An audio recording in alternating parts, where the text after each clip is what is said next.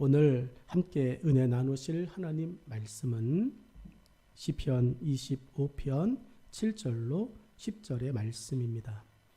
여호와여, 젊음의 시절에 죄와 허물을 기억하지 마시고 주의 인자하심을 따라 주께서 나를 기억하시되 주의 선하심으로 하옵소서. 여호와는 선하시고 정직하시니 그러므로 그의 도로 죄인들을 교훈하시리로다. 온유한 자를 정의로 지도하심이요 온유한 자에게 그의 도를 가르치시리로다. 여호와의 모든 길은 그의 언약과 증거를 지키는 자에게 인자와 진리로다. 아멘. 함께 읽은 본문의 말씀 가지고 기억을 남기는 신앙이라고 하는 제목으로 하나님 말씀을 같이 듣도록 하겠습니다. 여러분, 예전에 유행했던, 그리고 예전에 많은 사람들이 보았던 영화 중에 두사부일체라고 하는 영화가 있습니다. 기억하시나요? 두사부일체. 정준호가 주인공을 맡아서 했던 영화입니다. 두사부일체 그 제목이 무엇을 의미하는지 아시죠? 두목과 스승과 부모는 하나다. 이게 두사부일체라고 하는 제목의 뜻입니다. 여러분, 그러면서 두목을 선생님과 또 부모님을 대하듯이 정말로 대해야 된다라고 하는 것이 그 영화의 조폭 영화이고 싸우는 영화고, 그런데 제목은 엄청 훌륭하고 엄청 멋있습니다. 여러분, 우리 스승의 날 되어지면 윤리가 땅에 떨어졌다느니 교권이 침해당했다느니 라고 하는 이야기를 종종 듣게 되어집니다.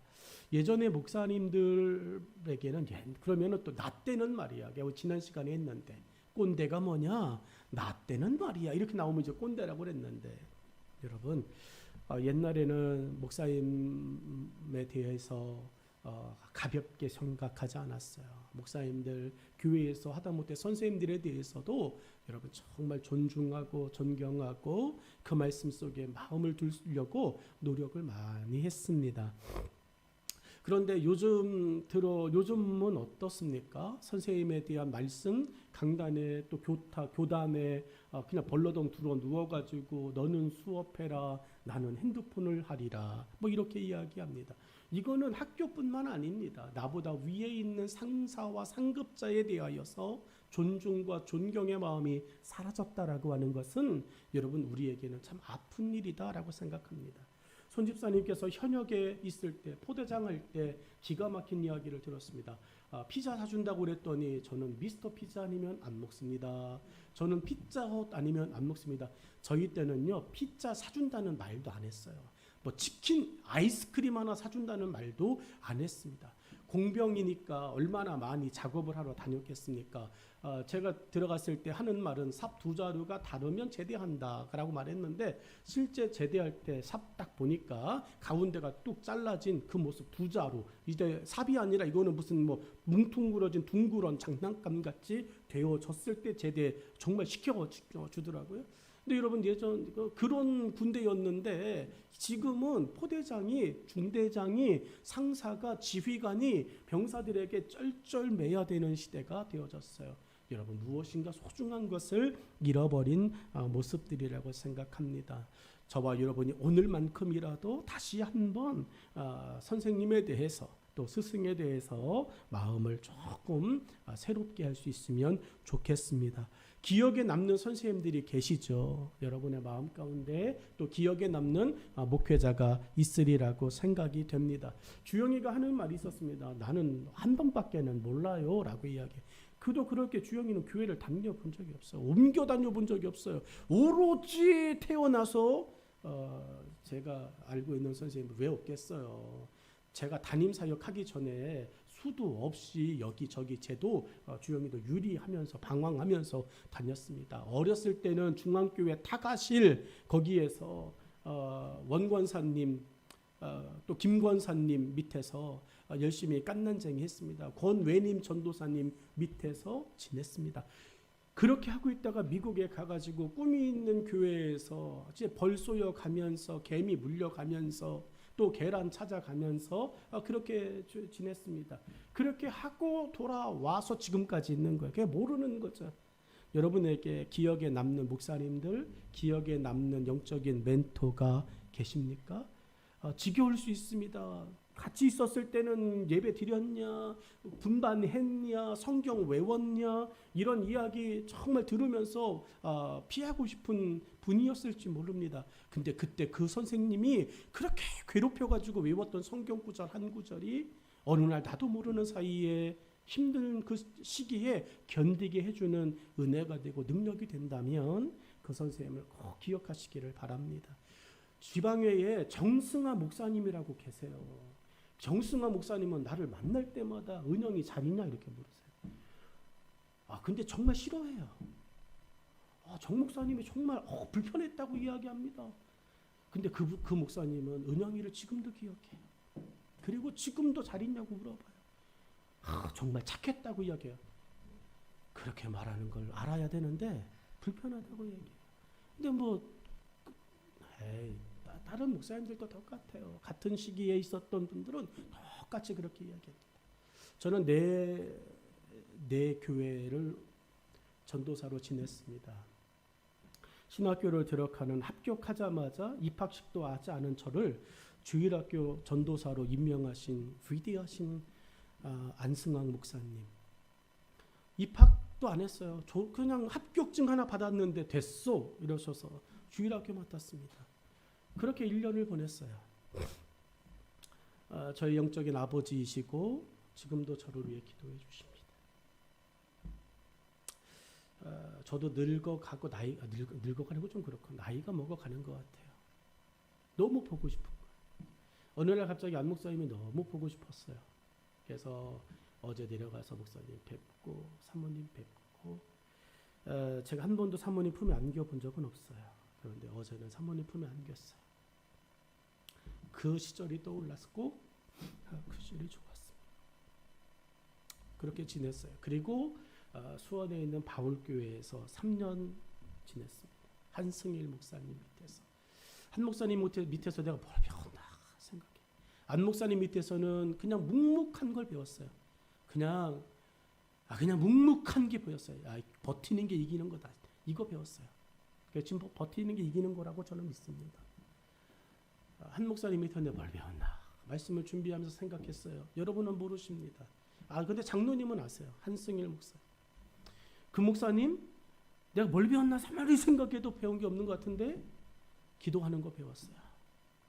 목사님 그냥 무릎 꿇고 앉으시면 그냥 3시간 그냥 보내시는 분이에요. 목사님 밑에서 뭘 배웠나 또 생각했더니 귀신 쫓아내는 거 배웠어요. 귀신의 축사의 은사가 있으셔서 석훈이 일어나 이렇게 이야기하시는 예배 때에 그리고 귀신을 쫓아내시는 그 바울교회에서 3년 사역하면서 나는 귀신이 틈타지 못하게 하려고 저는 하루에 3번 기도했습니다. 아침에 출근해서 1시간 기도하고 혹시 점심 먹고 1시간 기도하고 저녁에 퇴근 직전에 기도하고 아침 점심 저녁으로 그렇게 깨어 있으려고 노력을 하면서 배웠어요. 그거 배웠구나 생각. 그리고 전도사로 가장 오래 있었던 서울의 동부중앙교회 표디원 목사님 밑에서 5년 6개월을 보냈습니다. 그 교회 역사상 가장 오래 전도사로 버틴 사람이 너다 이렇게 할 정도로 버텼습니다. 그 목사님 밑에서 뭘 배웠을까 생각합니다. 표 목사님은 제게 너는 목회자감이야 라고 하는 이야기를 15살 노곡교회 부흥에 오셔서 안수기도 해주시다가 말씀하신 분이에요. 그렇게 10년이 정확하게 지나고 10년 후 25살이 됐을 때 그 교회에 갔습니다. 그리고 그 교회에서 전도사 시절을 보냈어요. 표 목사님 밑에서 뭘 배웠나 생각했더니 제 성경책을 배웠어요. 성경책에다가 설교를 정리하고 성경 읽어야 돼 이런 것들을 관리해 주시고 감독하는 뜬금없이 저를 불러서 너 왜 성경 안 읽니? 성경 몇 번 읽었니? 막 이런 이야기 하시면서 정말 성경 많이 보게 하셨어요. 그 가르침이 지금 목회에 엄청난 도움이 되고 있습니다. 그리고 맨 마지막으로 중앙교회 김정환 목사님 밑에서 3년 있었습니다.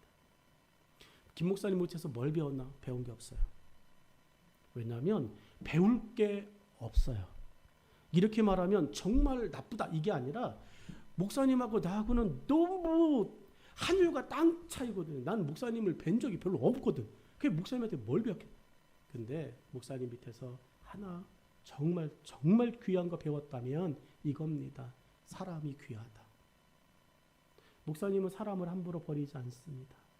자기에게 등을 돌리고 자기에게 정말 악한 것을 행한 사람이라도 목사님은 챙겨요. 그래서 목사님 주변에 사람이 넘쳐나요. 그거를 보고 배웠어요. 그리고 내 마음에 사람을 버릴 때 버리더라도 그 사람이 힘들 때 버리는 것은 아니다라고 하는 걸 배우게 됐어요. 여러분 힘든 교회에 옮기고 싶죠. 근데 힘들 때 옮기는 건 아니에요. 그것들을 쭉 보면서 그리고 미국에서 2명의 목회자와 함께 있었습니다. 박기범 목사님. 배운 거 없어요. 꿈이 있는 교회 없어요. 근데 그때 16명의 부교육자가 그 교회에 있었어요. 우리는 꿈 가족이라고 부릅니다. 시간이 엄청 지났어요. 아십니까? 제가 중앙교회에 있을 때 부교육자들 엄청 많았죠. 동부중앙교회에 있을 때도 전도사들이 5명이나 됐어요. 연락이 안 되죠. 꿈가족 사람들하고는 지금도 형제처럼 연락합니다. 그거 남겼어요. 그거구나. 여러분 기억에 남는 게 있습니까? 여러분의 신앙생활 하면서 교회 안에 있으면서 여러분의 기억에 새희망교회 하면 기억에 남는 거 있으신가요? 우리 교회의 평생 표어는 예수님의 흔적이 삶의 흔적이 되어지는 교회 공동체라고 정하였습니다. 흔적이 있습니까? 우리 교회를 생각하시고 여러분의 삶의 믿음에 또 주변의 목회자들을 생각하셨을 때 여러분에게 흔적이 가슴에 깊이 남는 그 누군가가 있기를 주의 이름으로 축복합니다. 장로님 늘 말하세요. 송 목사님이 있었는데 그 송 목사 말고 그 죽전교회 그 송 목사님 장로님들 그리우신 거예요. 연락만 할 수 있다면 연락하고 싶다라고 하는 송 목사님 연락이 안 되면 김장환 목사님께라도 연락하셨으면 좋겠습니다. 여러분 우리에게는 기억이라고 하는 것이 있어요. 좋은 기억도 있고요. 나쁜 기억도 있습니다. 때로는 지우고 싶은 기억도 있습니다. 여러분은 좋은 기억 그리고 나쁜 기억, 지우고 싶은 기억 중에 어느 것이 더 많이 있으십니까? 예수님 안에서 여러분 모두가 좋은 기억만 가득하시기를 주의 이름으로 축복합니다. 우리를 새롭게 하시고 이전 것들을 다 지워주신 하나님의 은혜만 충만하시기를 주의 이름으로 축복합니다. 우리가 읽은 본문에 다윗도 하나님께 많은 기억을 남긴 사람입니다. 다윗이 하나님께 많은 기억을 남겼다라고 말하는 것은 다윗이 남긴 성경책을 보면 알아요. 시편에 여러분 절반을 다윗이 기록해 놓았습니다. 끊임없이 다윗의 삶을 보면 그의 70년의 인생 속에 하나님이 기억하셨다 이런 흔적들로 가득 채워져 있습니다. 좋은 기억을 다윗이 만들다가도 삐딱하게 하나님의 마음을 아프게 하는 기억도 다윗 우리 못지않게 만들고 남겼던 사람이라는 것을 성경은 말합니다. 그러므로 여러분 우리 다윗의 이야기를 보고 다윗이 쓴 성경을 보면서 내가 따라갈 수 없는 사람, 내가 흉내도 낼 수 없는 사람이라고 하는 너무 우월함으로 바라보지 마시고 다윗도 내가 얼마든지 따라갈 수 있는 사람으로 주눅들지 않고 위축되지 않고 신앙의 삶 살아가실 수 있기를 축복합니다. 우리나 다윗이나 다를 것이 없이 하나님의 은혜가 필요한 사람이라는 것만 깨닫는 이 아침 되기를 주의 이름으로 축복합니다. 야놀자가 아니지 야공분가 뭔가 그 광고 있잖아요. 너도 뭐 나처럼 할 수 있어 뭐 야나둔가 뭔가 그거 똑같은 거예요. 성경에 있는 사람들이 했다면 우리도 할 수 있습니다. 그러니까 여러분 마음에 용기 내셨으면 좋겠어요. 첫 번째로 다윗의 삶에 아픔이 된 젊은 날의 기억들이 있더라는 거죠. 다윗의 삶에 아픔이 된 젊은 날의 기억이 있는데 7절 성경은 이렇게 써놨습니다. 우리 한번 같이 읽어볼까요? 7절입니다. 시작.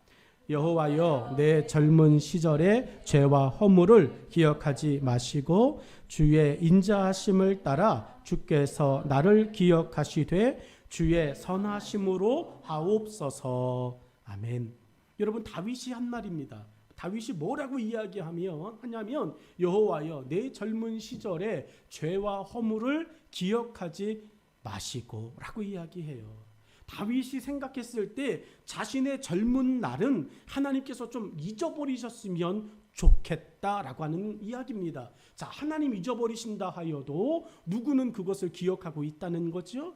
다윗은 기억하고 있다는 거예요. 그러니까 하나님은 제발 기억하지 않았으면 좋겠어요. 여러분, 우리가 신앙의 삶을 살아갑니다. 그럴 때 우리가 넘어졌던 또 좌절했던 때, 우리가 봐도 좀 하나님 보시기에 좀 좋지 못했던 때, 그럴 때는 하나님 좀 잊어버리셨으면 좋겠어요. 하나님 기억하지 않았으면 좋겠어요 라고 기도도 하실 겁니다. 그런데 다윗도 똑같다는 이야기예요. 다윗의 어린 시절을 볼까요? 다윗은 기억하지 않았으면 좋겠어요. 젊은 날을 이렇게 이야기했는데 다윗의 어린 시절은 어떨까? 보면 사무엘상 17장 14절로 18절에 다윗의 어린 시절이 기록되어져 있습니다. 다윗은 어땠느냐? 아버지의 말에 순종하며 주어진 일에 최선을 다하던 다윗이었어요. 다윗의 어린 시절은 아버지의 말에 최선을 다하여 순종하던 시절이었다. 이게 무슨 성경의 구절이냐면 다윗은 막내라. 장성한 세 사람은 사울을 따랐고 다윗은 사울에게로 왕래하며 베들레헴에서 그의 아버지의 양을 칠 때에 그 블레셋 사람이 40일을 중속으로 나와서 몸을 나타내었더라. 이새가 그의 아들 다윗에게 이르되 지금 내 형들을 위하여 이 볶은 곡식 한 에바와 이 떡 10덩어리를 가지고 진영으로 속히 가서 내 형들에게 주고 이 치즈 10덩어리를 가져다가 그들의 천부장에게 주고 내 형들의 안부를 살피고 증표를 가져오라 라고 말하고 있는 거예요.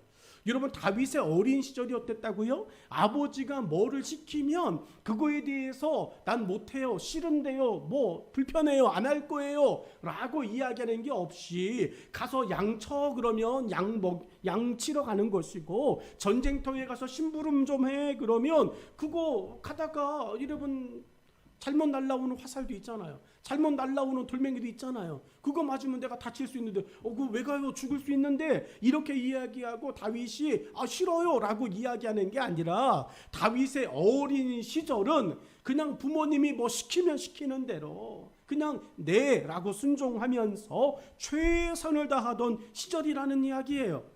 여러분 그렇게 최선을 다하여 지내는 시절에 하나님 보시기에 얼마나 예뻤을까요? 얼마나 정말 잘 키웠어 이렇게 이야기하실까요? 다윗의 어린 시절 또 하나 볼까요? 다윗의 어린 시절이라고 말하는 것은 20살이 되기 이전의 시간을 이야기하는 것입니다. 청소년, 어린이부터 청소년 그 시기에 여러분 우리는 그것을 어린 시절이라고 이야기하는 거예요. 그때 다윗은 또 어땠느냐? 사무엘상 17장 45절로 48절 말씀을 보니까 다윗이 아버지 심부름으로 전쟁하고 있는 곳에 갑니다. 한참 전쟁이 정말로 극에 달하였을 때 간 것입니다. 갔더니 다윗의 눈에 보도 못한 사람이 있는 거예요. 우리나라에 저런 사람이 있을까 싶을 정도로 엄청난 사람이 있는데 그 사람의 이름이 골리앗이라는 사람이에요. 여러분 다윗이 생각합니다. 나는 소년이죠. 나는 어린아이입니다. 그런데 나보다 몇 배가 큰 사람 골리앗이 나와가지고 싸우자라고 이야기할 때 여러분 누가 싸우겠냐고요. 나는 군사도 아닌데요. 나는 군인도 아닌데 어떻게 싸울 수 있겠습니까? 저거는 나한테 옳지 않아요 라고 이야기해요. 근데 누가 싸우라고 말한 적도 없어요. 다윗에게 야 내가 보니까 너 정말 성령 충만하구나. 너 정말 싸울 법하구나. 그러니 다윗아 네가 좀 싸워라. 이렇게 전쟁터에서 다윗에게 싸워달라고 말한 적도 없습니다. 골리앗을 보는 순간 다윗은 내가 싸워야 되겠구나라고 하는 마음이 생긴 거예요. 하나님을 위해서, 하나님의 일을 위해서, 하나님의 영광을 위해서 누가 시킨 것이 아니라 내가 알고 있는 하나님을, 내가 사랑하는 하나님을, 내가 섬기는 하나님을 위해서 내가 못할 게 뭐 있어? 이러면서 다윗이 스스로 여러분 골리앗과 싸우겠다고 사울에게 간 거예요. 여러분 이게 믿어지십니까? 여러분 누가 하라고 해서 하는 게 아니라 내가 아무리 봐도 저거는 내가 해야 되겠어 라고 하는 그 마음과 그 열심과 그 믿음이 여러분 우리 가운데 일어날 때 하나님께서는 스스로 돕는 자 속에 역사하시고 일하시는 줄로 믿습니다. 다윗이 내가 싸워야 되겠습니다 결단했을 때 하나님은 천군 천사 보내주시는 거예요. 하나님은 다윗과 함께 역사하시는 겁니다. 저와 여러분의 삶 속에 다윗이 골리앗을 보자마자 그의 마음 가운데 충동적으로 불일 듯 일어났던 마음이 뭐냐면 내 믿음이 오늘 진가를 발휘할 것이다 이것입니다. 여러분의 믿음이 여러분 어린아이처럼 하나님을 향해서 예수님을 향해서 진가가 발휘되어지기를 주의 이름으로 축원합니다. 어린아이의 기도 여러분 순수한 거잖아요. 어린아이의 믿음 여러분 정말로 거짓이 없는 거잖아요. 깨끗한 거잖아요. 거짓이 없고 순수하고 깨끗한 그 믿음 속에 하나님은 역사하시는 줄로 믿습니다. 다윗이 그렇게 고백하면서 골리앗에게 가는데 그게 성경에 이렇게 써 있어요. 다윗이 블레셋 사람에게 이르되 골리앗에게 이르되 너는 칼과 창과 단창으로 내게 나오거니와 나는 만군의 여호와의 이름으로 곧 내가 모욕하는 이스라엘 군대의 하나님 이름으로 내게 나가 가노라. 오늘 여호와께서 너를 내 손에 넘기시리니 내가 너를 쳐서 내 목을 베고 블레셋 군대의 시체를 오늘 공중의 새와 땅의 들짐승에게 주어 온 땅으로 이스라엘의 하나님이 계신 줄 알게 하겠고 또 여호와의 구원하심이 칼과 창에 있지 아니함을 이 무리에게 알게 하리라. 전쟁은 여호와께 속한 것인즉 그가 너희를 우리 손에 넘기시리라. 할렐루야. 여러분 이게 다윗의 어린 시절의 고백이에요.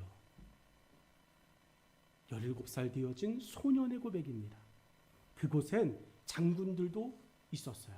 그곳엔 사울왕도 있었어요. 사울왕에 대하여 평가하기를 그는 용사라고 이야기해요. 전쟁에 능한 자라고 이야기합니다. 그런데 그 사람들이 고백하지 못하는 이 고백을 그 어린 다윗이 하고 있어요. 오늘 저와 여러분이 이 다윗의 어린 시절의 모습을 우리 마음 가운데 또 믿음 가운데 적용해서 하나님께서 우리 가운데 교회의 부흥은 뭐 프로그램으로 하는 거야. 교회의 부흥은 뭐 다른 걸로 하는 거야. 좋은 편의시설로 하는 거야. 이게 아니라 오늘 교회의 부흥과 믿음의 성장과 하나님을 따라가는 그 삶은 우리의 오직 믿음으로 되는 거야 라고 저와 여러분의 마음이 다시 설 수 있기를 주의 이름으로 축복합니다. 여러분 이렇게 멋있었던 다윗의 어린 시절이에요. 그런데 다윗이 오늘 고백하는 것이 뭡니까? 내 젊은 날을 기억하지 않으셨으면 좋겠어요. 도대체 그 사이에 무슨 변화가 일어난 걸까요? 그 사이에 무슨 큰 개벽할 만한 천지개벽할 만한 일이 벌어진 것입니까? 여러분 다윗이 하나님 앞에 부모님에게 절대 순종하며 믿음의 오직 믿음을 고백하였던 그 다윗에게 도대체 무슨 일이 일어났던 것일까요? 여러분 그 일이 다윗이 기억하지 않았으면 좋겠어요 라고 말하는 일이 되었습니다. 머리가 컸다는 이야기 아닐까요? 엄마 아빠 따라서 엄마 어디가 아빠 어디가 나도 따라갈래 이렇게 말했던 자녀들이 어느 순간 되면 갔다 오세요 라고 말해요. 같이 갈래라고 안 물어보는 게 아니에요. 물어보는 것은 아이와 같이 가고 싶고 가면 좋은 거 사줄 수 있어서 데려가고 싶어서 같이 가자라고 이야기하는 건데, 아이들은 이야기합니다. 뭐라고? 혼자 다녀오세요. 같이 안 가죠. 같이 저 그냥 있을게요라고 이야기해요. 그 사이에 무슨 일이 있었던 겁니까? 시간이 지났다는 얘기겠죠. 세월이 갔다는 이야기겠죠. 제일 처음에 교회 안에서 신앙생활할 때는 다윗처럼 알려주는 대로, 말하는 대로, 성경을 가르쳐주는 대로 그냥 그대로 순종하면서 듣고 아멘 했어요. 그런데 요즘 여러분의 입에서, 우리의 입에서 신앙생활 오래 하면서 우리의 입에서 예전처럼 아멘이 잘 되어지십니까? 안 돼요. 아멘을 구별해서 하게 되어지더라는 거죠. 아멘, 아멘, 아멘. 하나님의 말씀이 아멘, 아멘 되어지는 것이 아니라 언제부터인가 저와 여러분이 아멘이라고 하는 것들에 대해서 점점 횟수도 줄어들고 인색하게 되어지더라는 거예요. 무슨 일이 그 사이에 있었던 걸까요? 우리가 교회 안에 오래 있었다는 거예요. 내가 예수님 믿는 것이 오래되었다는 이야기예요. 살아가는 여러분, 다윗이 지우고 싶어하는 그 청년의 시간, 그 젊은 날의 시간, 어떤 일이 벌어졌던 것인가 봤더니 다윗이 드디어 여러분 이스라엘의 장수가 아니라 장수보다 더 급이 올라간 위치가 되어졌어요. 신분이 상승했다는 이야기예요. 무서울 게 없었다는 이야기예요. 다윗이 젊은 날을 지우고 싶어요 라고 말했던 그 젊은 날은요, 사무엘하 11장 1절로 4절에 등장합니다. 다윗의 지우고 싶은 젊은 날은 이런 성경의 구절로 있어요. 그 해가 돌아와 왕들이 출전할 때가 되매 다윗이 요압과 그에게 있는 그의 부하들을 온 이스라엘 군대를 보내니 그들이 암몬 자손을 멸하고 랍바를 에워쌌고 다윗은 예루살렘에 그대로 있더라. 이렇게 이야기해요. 전쟁을 해야 되는 그 자리에 하물며 사울도 가 있었어요. 아십니까?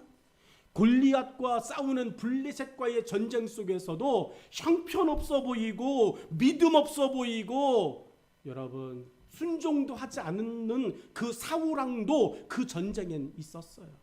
근데 다윗은 지금 어디 있습니까? 전쟁터가 아니라 예루살렘에 있더라는 거예요. 그 현장이 아니라 내 삶의 자리에 있더라는 거예요. 오늘 다윗이 지우고 싶은 것이 뭘까요? 내가 그 현장에만 있었어도 내가 이 지우고 싶은 흔적은 만들지 않았을 터인데, 오늘 주님이 계신 곳, 오늘 하나님이 계신 곳, 오늘 성령님이 보내시는 그 현장에 저와 여러분이 있기를 주의 이름으로 축원합니다. 여러분, 다윗이 아파하는 뼈저리게 지우고 싶은 것이 뭘까요? 내가 예루살렘에 그대로 있더라, 이거 아닐까요?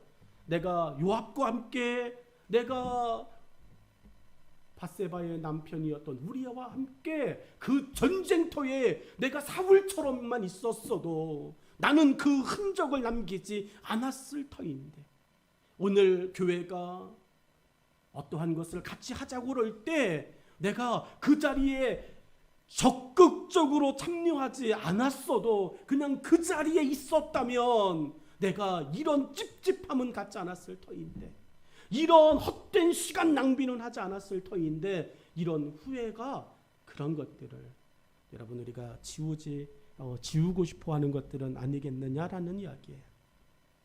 다윗은 그것을 지우고 싶어하는 것입니다. 내가 그때 왜 예루살렘에 그대로 있었단 말이냐. 사랑하는 여러분, 우리는 주님이 보내시는 곳 가겠다고 이야기합니다. 신학교에서 점점 불려지지 않는 찬송가가 있답니다. 근데 이 찬송가는 교회에서도 불려지지 않습니다. 부름받아 나선이 몸 골라골라 가오리다. 여러분, 골라골라 가는 것이 무슨 부름받은 것입니까? 아골골짝 빈들은 고사하고 전화해서 면접 볼 때 사택은 주시나요? 라고 이야기합니다. 여러분, 그런 소리, 그런 이야기, 그런 말을 듣는 전도사님, 목사님들을 여러분은 기뻐하며 어서 오시오라고 교회의 목회자로 받아들이시겠습니까? 여러분은 아니라고 이야기할 거예요. 그런데 교인 되어진 우리도 편한 곳은 나를 보내시고 험지는 당신 가시옵소서라고 이야기하지 않습니까? 여러분, 오늘 다윗이 지우고 싶다라고 이야기하는 젊은 날의 흔적, 그것은 다른 것이 아닙니다. 내가 왜 예루살렘에 그대로 있었을까? 전쟁하고 있는 그때 내가 있어야 될 그곳을 뒤로 하고 벗어나고 내가 왜 예루살렘에 그대로 있었을까? 여러분이 토요일 날 전도합니다. 내가 그 전도하는 그 자리에 잘하든 못하든 있으면 여러분 같이 은혜를 받고 같이 축복을 받고 같이 하나님의 칭찬을 들어요. 그런데 여러분, 그때 그 자리에 내가 왜 있지 못하고 나는 그때 왜 거기 있었을까라고 하는 생각 우리가 할 수 있지 않겠습니까? 하나님의 은혜로 얻는 것에서 과욕과 탐심으로 자신의 자리를 분별하지 못하고 밧세바와의 시간을 지우고 싶은 시간으로 다윗은 꼽았습니다. 누구에게나 잘못의 시간은 있습니다. 다윗은 본문을 통해 우리에게 하와가는 다른 믿음의 모습을 보여줍니다. 7절의 말씀을 함께 보실까요? 7절의 말씀은 이렇게 써 있어요. 여호와여, 내 젊은 시절의 죄와 허물을 기억하지 마시고 주의 인자하심을 따라 주께서 나를 기억하시되 주의 선하심으로 하옵소서라고 고백해요. 여러분, 다윗이 하와와 다른 모습을 보여주는 것이 어떤 것입니까? 하와와 다윗은 완전히 다른 모습으로 7절에 고백하는 거예요. 하와도 뱀의 유혹으로 선악과를 먹었을 때가 지우고 싶은 기억이 아닐까라고 하는 거예요. 하와에게 하나님이 넌 언제를 지우고 싶니? 한 번 지울 수 있게 해줄게. 그러면 하와는 무슨 날을 선택하겠냐고요. 내가 아담과 결혼한 걸 지우고 싶습니다. 저 인간 때문에. 이렇게 이야기할까요? 내가 가인을 지우고 싶어요. 그 아들 때문에 평생 아벨 죽인 거 정말 그거 아파요. 지우고 싶어. 이게 아닐 거예요. 여러분, 하와에게 하나님이 언제를 지울까 물으면 하와는 선악과 먹은 거예요. 그거 지워주세요 라고 말할 거예요. 살아가는 여러분, 하와는 그 잘못을 다른 사람과 환경을 탓하는 것으로 허비했어요. 뱀 때문에, 아담 때문에 여러분 그렇게 다른 사람, 그러면 편할 수는 있어요. 내 책임이 좀 덜한 것처럼 보여질 수는 있어요. 그런데 그 잘못과 그 죄는 영원히 지워지지 않아요. 나 때문이라고 하는 것을 가져오지 않는 한 여러분 그것은 해결되지 않습니다. 다윗은 자신의 탓으로 인정하고 있습니다. 7절이 굉장히 중요한 것은 여호와여, 내 젊은 시절의 죄와 허물을, 하나님 왜 하필 그 여인이 옥상에 올라와 목욕합니까? 그 여인이 옥상에만 올라오지 않았다면, 이렇게 이야기합니다. 자기가 전쟁터에 없었던 것은 생각하지 않고 밧세바의 잘못만 이야기한다면 여러분 지워지겠냐고요. 베드로는 설교를 듣는 예루살렘 광장의 사람들에게 각각 회개하여 죄사함을 받으라고 일깨워 줬습니다. 누구의 탓이 아니라 자신의 탓으로 죄를 대하라는 것이에요. 탕자가 아버지께 어떻게 용서를 받았습니까? 누가복음 15장 21절로 22절의 말씀을 보면 탕자가 용서받은 이유를 얘기해 줘요. 이렇게 말합니다. 아들이 이르되 아버지, 내가 하늘과 아버지께 죄를 지었습니다. 아들이 이야기하는 거예요. 오늘 저와 여러분, 하나님 앞에 이렇게 고백해야 되지 않겠습니까? 하나님, 내가 하나님 앞에 죄를 지었습니다 라고. 여러분, 신앙의 삶에서 부족한 것이 보일 때 우리 교회는 영성이 없어요. 목사님의 설교가 영성이 없어요. 이런저런 여러분 이유와 핑계가 아니라 누가 은혜가 안 돼요. 어떤 것이 좋지 않아요. 그것 때문에 나는 은혜를 못 받습니다. 이런 것이 아니라 하나님, 내가 하나님께 죄를 지었습니다 라고 이야기하는 나의 탓과 나의 이유로 끌어들일 때 하나님께서는 역사하시고 은혜를 주시고 회복의 감동을 허락해 주실 줄로 믿습니다.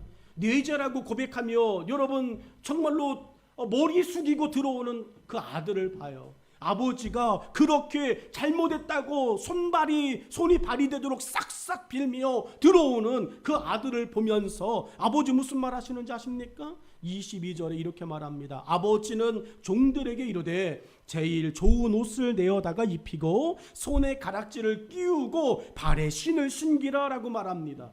죄인이라고 말하는 아들에게 갑자기 아버지는 반지 끼워줘라, 옷 입혀줘라, 신발 신겨라 라고 이야기합니다.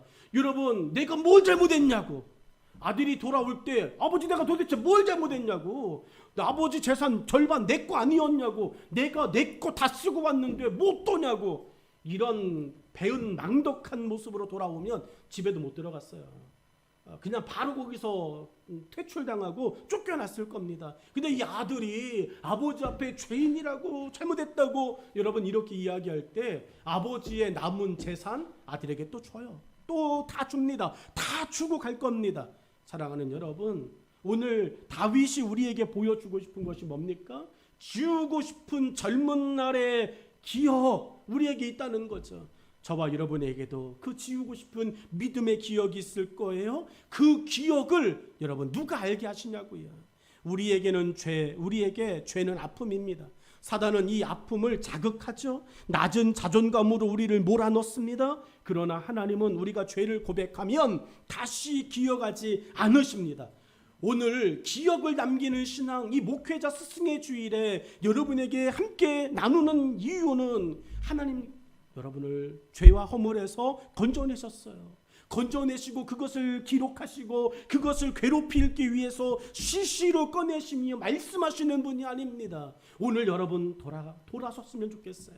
하나님 앞에 주님, 내가 주님을 위하여 다시 살겠습니다라고 하는 마음으로 고백하고 다시 설 수 있기를 축복합니다. 히브리서 8장 12절 말씀, 내가 그들의 불의를 긍휼히 여기고 그들의 죄를 다시 기억하지 아니하리라. 한번 따라서 하시죠. 다시 기억하지 아니하리라. 다시 기억하지 아니하리라. 다시 기억하지 않아요. 그러니까 석훈이 야단칠 때 너 저번에도 이런 말 하지 마시라는 얘기예요. 근데 저번에 석훈이에게 말하는 게 아니에요. 나도 마찬가지예요. 여러분에게 말씀으로 양육할 때 집사님 저번에 그랬는데 또 그러네. 이런 말 하지 않겠다는 이야기예요. 여러분, 하나님이 다시 기억하지 않으시겠다고 말씀하셨습니다. 우리 한번 실천하고 지켰으면 좋겠어요. 성경은 이야기합니다. 동이 서에서, 동쪽이 서쪽에서 먼 것처럼 하나님께서 우리의 죄를 옮겨버리시겠다고 말씀합니다. 못 만나게 하겠다는 이야기예요. 이 말은 너는 죄인이 아니야 라고 하는 말을 우리에게 하시겠다는 거예요. 하나님이 다윗이 하나님께 내 젊은 날을 기억하지 마십시오, 잘못했으니까 라고 이야기할 때 하나님이 야 너는 지금 죄인이 아니잖아 이런 말씀이에요. 시편 103편 12절이에요. 동이 서에서 먼 것 같이 우리의 죄과를 우리에게서 멀리 옮기셨으니 라고 말씀합니다. 오늘 우리에게 하나님께서 기억하지 않겠다고 말씀하죠. 죄를 볼 수 없도록 은혜와 사랑으로 덮어 버리시겠다고 말하셨어요. 잠언서 10장 12절에 말씀하셨습니다. 미움은 다툼을 일으켜도 사랑은 모든 허물을 가리느니라 라고 말씀하셨습니다. 이 죄사함의 감동이 예수님의 보혈로 덮여진 감동이에요. 히브리서 13장 12절은 같이 읽지요. 히브리서 13장 12절 시작. 그러므로 예수도 자기 피로써 백성을 거룩하게 하려고 성문 밖에서 고난을 받으셨느니라. 아멘. 여러분, 다윗이 자신의 젊은 날을 지워주세요 라고 말합니다. 그렇게 고백한 다윗에게 하나님 감동하십니다. 하나님께서 다윗을 새로이 온전하게 하십니다. 덮어주시는 하나님의 새로운 여러분에 대한 은혜가 기억되기를 바랍니다. 8절로 9절의 말씀 이렇게 말씀하고 있어요. 성경은 이렇게 말합니다. 여호와는 선하시고 정직하시니 그러므로 그의 도로 죄인들을 교훈하시리로다. 온유한 자를 정의로 지도하심이며 온전한 자에게 그의 도를 가르치시리로다 라고 말합니다. 다윗은 하나님께서 내 젊은 날을 기억하지 않았으면 좋겠습니다, 지우셨으면 좋겠습니다 라고 이야기할 때 오케이, 네가 원하는구나. 내가 사랑하는 애가 젊은 날을 지우고 싶대 라고 말하는구나. 하나님이 그걸 들으셨어요. 그리고 하나님께서 다윗에게 어떠한 은혜를 베풀어 주시는지, 하나님이 다윗을 어떠한 기억 가운데 두시는지 8절로 9절에 말씀하고 있습니다. 첫 번째, 하나님의 덮어주심이에요. 어떤 것이냐면 선하심은 들추지 않으시는 하나님이시라는 거예요. 오늘 8절에 분명히 써놨습니다. 여호와는 선하시고 이렇게 말씀하셨어요. 그 하나님이 여러분의 하나님 되시는 것을 믿으시기를 바랍니다. 들추지 않으시겠다는 거예요. 저와 여러분이 사단은 우리를 계속 들춰냅니다. 우리의 죄를 부각시킵니다. 우리의 죄를 생각나게 하십니다. 그런데 성령이 임하시면 저와 여러분을 죄와 사망의 법에서 생명의 성령의 법으로 자유하게 하시는 줄로 믿습니다. 이 자유는 들추지 않은 것에서 드러나는 것이에요. 여러분, 두 번째로 8절에 하나님은 어떻게 하시느냐? 정직하심은 어디서든 나의 편이 되시는 당당한 증인이 되시겠다라고 하는 말씀이에요. 여러분, 하나님께서 8절의 말씀을 보면 정직하시니, 여호와는 정직하시니 그러므로 그의 도로 죄인들을 교훈하시리로다 라고 말하는 거예요. 그 죄인이 지금 누구의 교훈을 받고 있습니까? 하나님의 교훈을 받아요. 하나님의 교훈을 받는 것은 하나님의 사람이라는 이야기예요. 그러니까 이 사람은 건들지 마라. 내 말에 따르는 사람이다. 내게 속한 사람이다. 이 사람은 함부로 건들지 마라. 내가 책임지는 사람이다. 하나님께서 모든 일들 속에서 어디서든지 저와 여러분의 편이 되어주시는 줄로 믿습니다. 여러분, 이것을 기억하시기를 바랍니다. 기억을 남기는 신앙, 하나님이 내 편이시다라고 하는 것을 고백하면서 힘들고 어려울 때마다 하나님 어디 계십니까? 라고 말하는 것이 아니라 하나님께서 정직하시니 그가 어디를 가든 하나님께서 나를 교훈하신다, 나를 인도하신다라고 하는 이 견고하고 확신 있는 믿음으로 살아가실 수 있기를 축복합니다. 세 번째가 여러분 9절의 말씀이에요. 하나님의 덮으심으로 긴장이 아닌 온유함의 여유를 주시는 하나님이라는 말씀이에요. 9절의 말씀을 보면 이렇습니다. 온유한 자를 정의로 지도하심이요, 여호와는 온유한 자를 정의로 지도하심이요, 온유한 자에게 그의 도를 가르치시리로다 라고 말씀합니다. 여러분, 자유를 얻은 사람에게는 여유가 생겨요. 자유를 얻은 사람에게, 여러분, 그 사람에게는 무엇인가 온유함도 생깁니다. 내가 그곳으로부터 해방되었다라고 하는 것에서 오는 관대함도 생겨요. 오늘 다윗이 하나님께서 알았어, 너의 젊은 날을 기억하지 않고 너의 젊은 날을 지워줄게 라고 말씀하시고 다윗에게 새로움을 주셨을 때, 여러분, 다윗은 온유한 자가 되었어요. 그리고 여러분, 여유로운 사람이 되었습니다. 온유함의 여유가 저와 여러분의 삶 속에 정말로 묻어날 수 있기를 축복합니다. 온유한 자를 하나님께서 복이 있게 하시는데 온유한 자가 받는 축복이 있습니다. 뭘 받을까요? 온유한 자 복이 있나니 땅을 기업으로 받으리라. 우리 교회가 땅을 못 사는 이유는 온유한 사람이 없기 때문이죠. 정말로 성격들이 다 불같은 사람들만 있어서 온유하지 못해서 우스갯소리로 이야기합니다. 목사님들끼리 만나면 내가 아직도 온유하지 못해서 땅을 못 받는다고 기도하시길 바라요. 사랑하는 여러분, 오늘 본문에서 성경은 분명하게 이야기했습니다. 기억을 남기는 신앙을 만드셔야 돼요. 다윗은 오늘 본문 7절에 그 기억을 하나님께 남겼어요. 하나님, 내가 죄인입니다. 여러분, 오늘 우리의 신앙과 삶에서 다시 한번 되돌아볼 것이 있습니다. 기억이 나게 하는 믿음을 어렵다고만 생각하는 거예요. 그러나 하나님은 우리에게 기억나게 하는 쉬운 방법을 알려주셨어요. 죄인은 하나님의 기업에 들지 못한다는 거예요. 죄인은 하나님의 나라에 들어갈 수 없다는 거예요. 이것을 기억하시면 됩니다. 여러분, 하나님 앞에 기억나는 믿음은 간단해요. 하나님이 누굴 기억하시겠습니까? 하나님을 믿는 자를 기억하시겠죠. 하나님의 뜻대로 사는 사람을 기억하시겠죠. 악을 행하고 죄를 행하면서 이렇게 해도 하나님 기억하실 거야. 그래서 내게 벌을 내리실 거야. 여러분, 하나님 그런 시간 없으세요. 악인에게 벌을 내리실 그런 거 생각하지 않으세요. 그냥 저절로 벌 받고요, 저절로 심판을 받고요, 저절로 죽을 것입니다. 하나님이 악인에게까지 그런 여유 없으세요. 다윗도 성경 시편 1편 5절에 이렇게 말했어요. 그러므로 악인들은 심판을 견디지 못하며 죄인들이 의인들의 모임에 들지 못하리로다 라고 말했습니다. 의인은 하나님께 생생한 기억을 남깁니다. 바울은 선한 싸움을 싸운 자신을 하나님이 기억하시리라고 고백했습니다. 나는 선한 싸움을 싸우고 나의 달려갈 길을 마치고 믿음을 지켰으니 이제후로는 나를 위하여 의의 면류관이 예비되었으므로, 이렇게 이야기하는 것은 하나님께서 내가 누구요, 내가 어떤 삶을 살았는지 기억하시겠다라고 하는 말이에요. 여러분, 히스기야 왕을 아십니까? 히스기야 왕을 들어보셨습니까? 히스기야 왕이 무슨 기도했는지 아십니까? 히스기야 왕에게 병이 생겼어요. 39살. 한참 시절에 병이 생겼어요.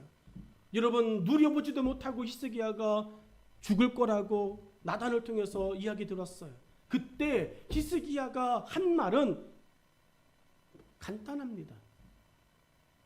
열왕기하 20장 2절로 3절에 보면 이렇게 말해요. 히스기야가 낯을 벽으로 향하고 여호와께 기도하여 이르되, 여호와여 구하오니 내가 진실과 전심으로 주 앞에서 행하며 주께서 보시기에 선하게 행한 것을 뭐 하세요? 여러분, 기억나는 거예요. 히스기야가 생각했을 때 하나님이 최소한 나를 기억은 하시겠구나. 내가 하나님을 섬기며 기억나는 신앙생활은 그래도 했구나. 여러분이 위기 가운데 있을 때 히스기야처럼 저렇게 좀 뻔뻔하게 기도할 만한 기억나는 신앙의 삶이 있으십니까?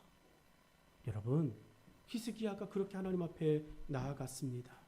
우리는 기억을 남기는 사람입니다. 더욱이 믿음으로 선한 일을 힘쓴 자로 기억되는 성도들이 되기를 원할 겁니다. 다윗은 10절을 통해서, 오늘 본문 10절을 통해서 하나님이 기억하는 사람의 축복을 우리에게 이렇게 전합니다. 10절의 말씀 같이 읽죠. 시작. 여호와의 모든 길은 그의 언약과 증거를 지키는 자에게 인자와 진리로다. 하나님의 말씀을 믿음으로 지키며 기억하는 자만이 하나님의 인자와 진리로 함께 하심을 맛볼 수 있습니다. 우리의 삶에 쓴 잔의 불쾌 한만이 있다고 생각하십니까? 그렇다면 이제 하나님의 말씀을 가까이 하며 신선한 물가로 나아가는 지체들이 되시기를 주의 이름으로 축복합니다. 기도하겠습니다.